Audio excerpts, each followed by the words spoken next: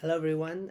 I'm so glad that you're still with me, and I hope that the practical sharing has been helpful.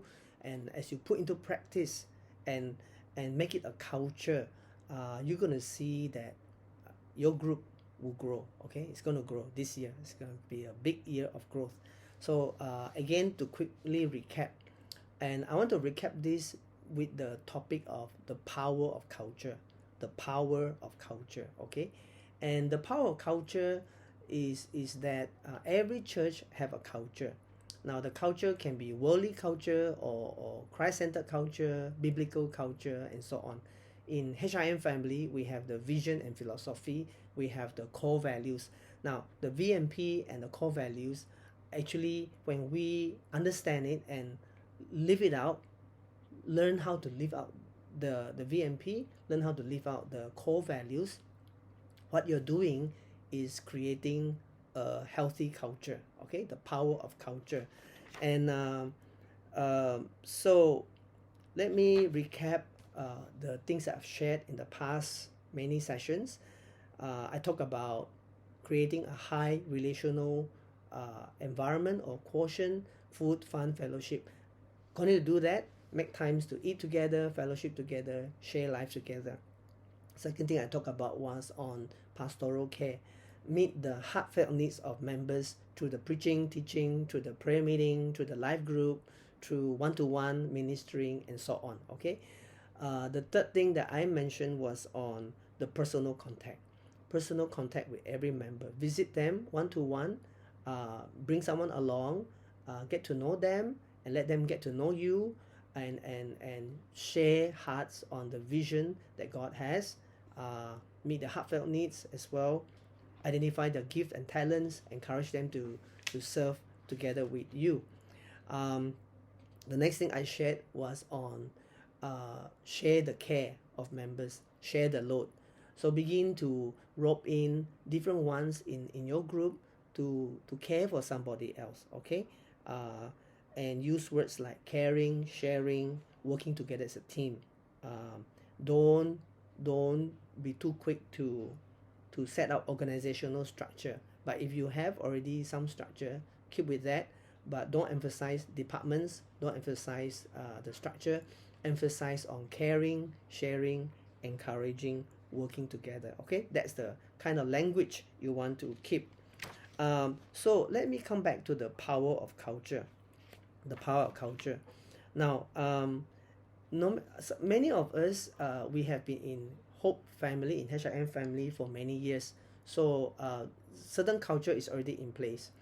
But and the culture that you and I have, some of them are good, okay, because it's built on the Word of God and it's biblical.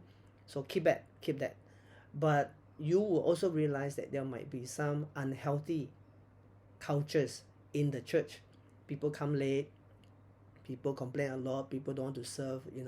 So we need to address, we need to strengthen and promote the healthy culture, and we need to kill off, get rid of unhealthy culture. And uh, good place to start with culture is again the vision and philosophy of our church ministry, our core values, transforming lives everywhere, win souls, make disciples, plant churches. We are a covenantal family of God. Okay, those kind of things. Um, and Maybe in another session I'll talk more about the specifics of the core values. But for today, I want to talk about the power of culture. Now, here's the thing. When new people join you, usually they will start to modify the culture, whether because they wanted to bring a change, or whether it is just a natural process without us realizing. So what happens is when as new people join, they may bring in their own culture, which may be biblical or might be worldly. You got to be aware of that. And therefore we need to always try to build the right culture, the biblical culture in the church.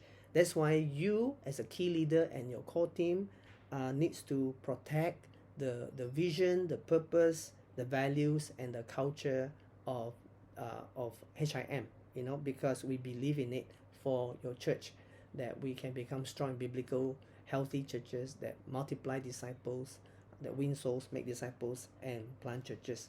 So the power of culture is very important. Now, normally when you have new believers, you win them to Christ and they join your church or your group. Usually they don't have problem with culture because they are born into it. However, when you have Christians who are transferring from other churches and other ministries, they might come in with issues, agendas, beliefs, and practices that is very different. So you need to work at giving time and also have conversations and help them to transition, to understand our church culture or your group culture, so that they do not become obstacles or opposition or hindering blocks. Okay, so that's the focus on the power of culture. Action point for all of us to think about is, why do I identify some healthy cultures that's already in your group or in the church? List down at least 3 and talk with your team.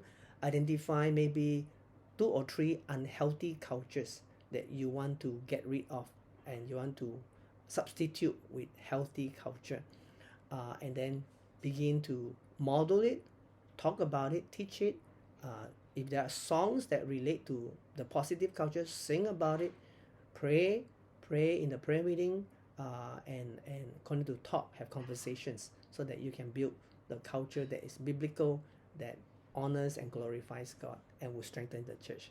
So this is the end of this short series. I encourage you to think about the action point, put into practice, because I really believe that this is a year of breakthrough for all of you and for me too, as I share and encourage you guys. God bless you and bye bye.